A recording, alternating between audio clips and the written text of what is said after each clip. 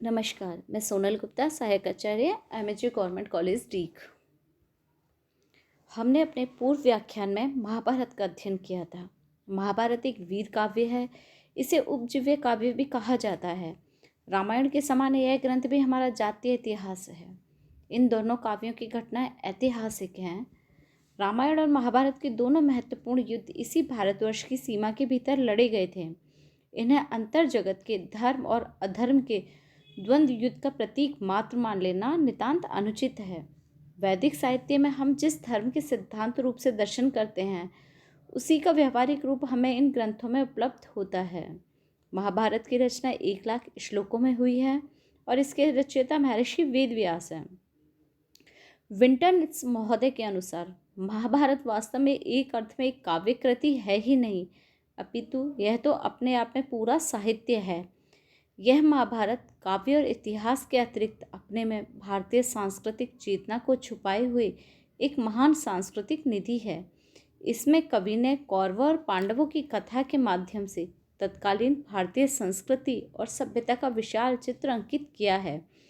इसमें संघर्ष संकुल भारतीय जीवन की यथार्थ कहानी है, जिसमें दो जीवन मूल्यों का चित्र उकेरा गया है तथा तत्कालीन संपूर्ण विचारधाराओं और युग चेतना को समेटने का सफल प्रयास किया गया है। इसीलिए कहा भी गया है कि यत ना भारते तत ना भारते, अर्थात जो भारत में नहीं है वह महाभारत में भी नहीं है। आज व्याख्यान में हम अपने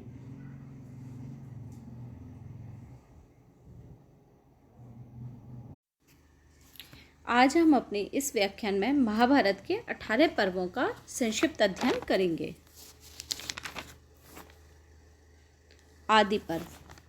महाभारत की रचना की कथा, ब्रह्मा जी की कृपा से गणेश द्वारा महाभारत का लेखन, चंद्रवंश का इतिहास तथा कौरव पांडवों की उत्पत्ति, विदुर, कर्ण, कृष्ण, सात्यकी, कृतवर्मा, द्रोण, अश्वत्थामा, धृष्टद्युम्न आदि के जन्म की कथा, कुंती और माद्री के गर्भ से धर्म, वायु, इंद्र और अश्वनी कुमारों द्वारा युधिष्ठिर, भीम, अर्जुन, नकुल और सहदेव की उत्पत्ति, शिखंडी का जन्म, दुष्यंत और शकुंतला का आख्यान, दक्ष, वैवस्वत, मनु तथा भीष्म द्वारा आजीवन अविवाहित रहने की प्रतिज्ञा, सत्यवती के गर्भ से चित्रांगद एवं विचित्रवीर्य का जन्म, शांतनु तथा चित्रांगद की मृत्यु और विचित्रवीर्य का अभिषेक, विचित्रवीर्य की मृत्यु पर माता सत्यवती के अनुरोध से कुरुवंश की वृद्धि के लिए व्यास द्वारा विचित्रवीर्य की पत्नियों से धृतराष्ट्र, पांडु और विदुर का जन्म, द्रोण का परशुराम से अस्त्र प्राप्त करना तथा राजा द्रुपद से अपमानित होकर हस्तिनापुर आना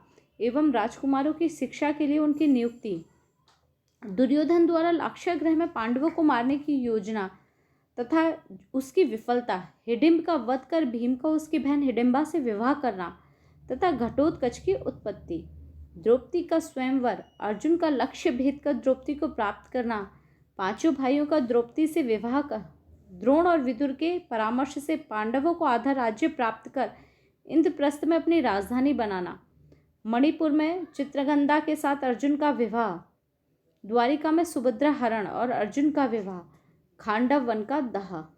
यह आदि पर्व की विषय सूची है।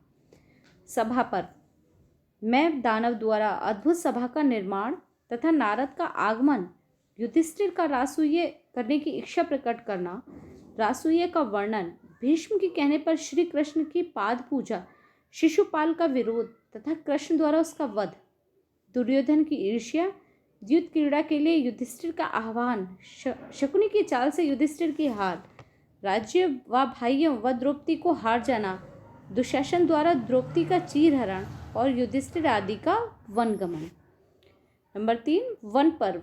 वन पर्व के अंतर्गत पांडवों का काम्यक वन में प्रवेश तथा विदुर और श्री कृष्ण का आगमन, व्यास जी के आदेश से पांडवों का इंद्रकील पर्वत पर जाकर इंद्र का दर्शन करना, अर्जुन की तपस्या तथा शिवजी से पाशुपत अस्त्र की प्राप्ति, उर्वशी का अर्जुन पर आसक्त होना, अर्जुन द्वारा तिरस्कार तथा उर्वशी द्वारा उनको शापित होना, नल दमयंती की कथा, परशुराम, अगस्त्य, वृत्रवध, सगर, भागीरथ, गंगा अवतरण, ऋष्यशृंग, च्यवन, मांदता आदि की कथा, हनुमान एवं भीम का मिलन, सर्परूपी नहुष से संवाद और उसकी मुक्ति, द्रौपदी सत्यभामा संवाद, दुर्योधन का दुर्योधन का गंधर्वों से युद्ध एवं उसकी पराजय, पांडवों द्वारा उसकी रक्षा एवं दुर्योधन की आत्मग्लानि, सावित्री उपाख्यान, इंद्र का कर्ण से कवच कुंडल का दान रूप में ग्रहण करना तथा दिव्य शक्ति देना, यक्ष एवं युधिष्ठिर संवाद प्रमुख विषय सूची हैं। विराट पर्व।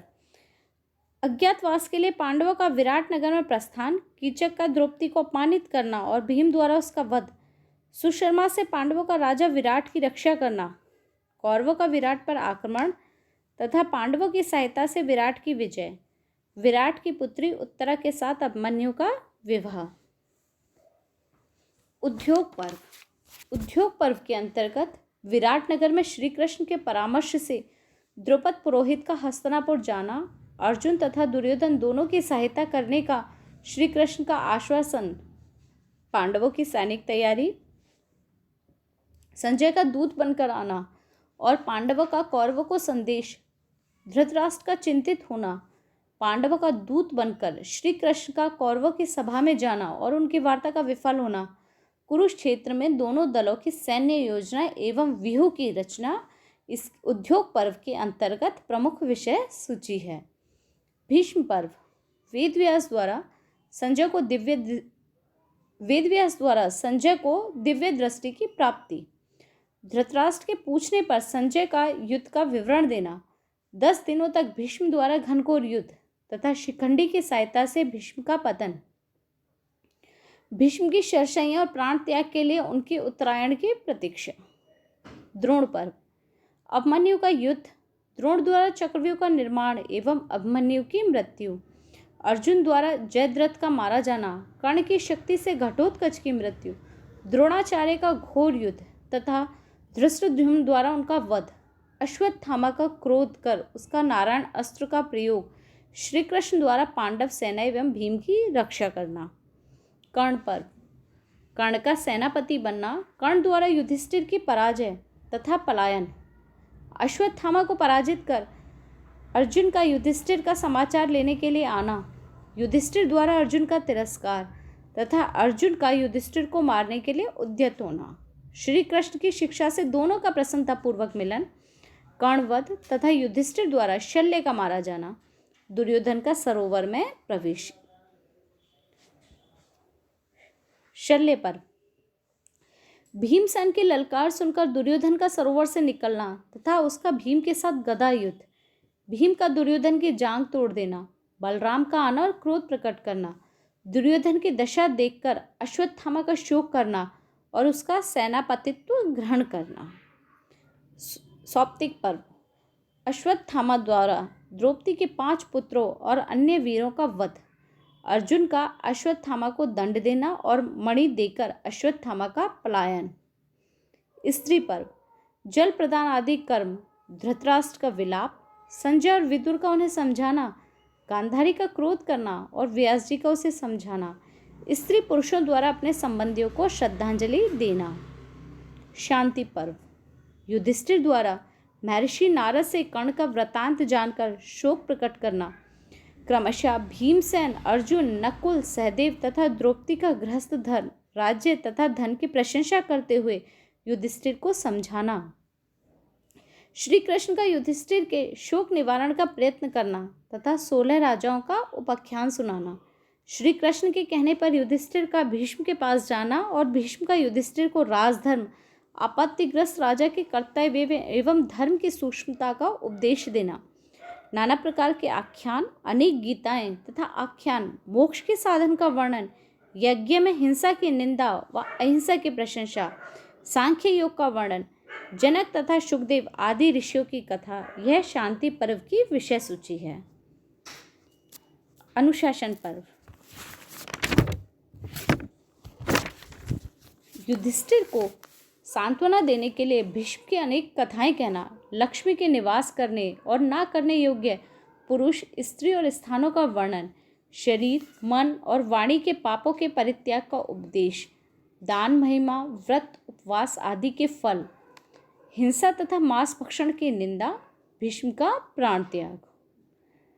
आश्वमेधिक पर्व, युधिष्ठिर का शोक करना और कृष्ण का उन्हें समझाना, अर्जुन से श्री कृष्ण का मोक्ष धर्म का वर्णन करना, उतांग की कथा, अभिमन्यु का श्राद्ध, व्रत बालक परीक्षित का कृष्ण द्वारा पुनर्जीवन, यज्ञ का आरंभ तथा अर्जुन द्वारा अर्थ की रक्षा, विभिन्न प्रकार के दान एवं व्रत का वर्णन आश्वमेधिक पर्व की मुख्य विषय सूची है।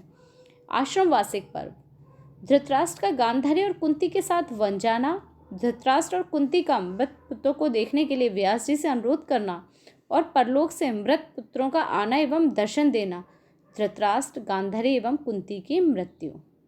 मौसल पर्व, यादवों का मूसल के द्वारा नाश। महाप्रस्थानिक पर्व,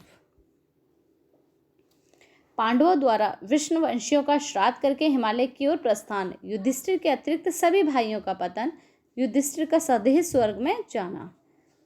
अंतिम पर्व, स्वर्गारोहण पर्व, स्वर्ग में नारद और युधिष्ठिर में वार्तालाप, युधिष्ठिर का नरक देखना तथा भाइयों का क्रंदन सुनकर नरक में ही रहने का निश्चय करना, इंद्र तथा धर्म का युधिष्ठिर को समझाना, युधिष्ठिर का दिव्य लोक में आना और अर्जुन कृष्ण आदि से भेंट करना, महाभारत का उपसंहार और महात्म्य।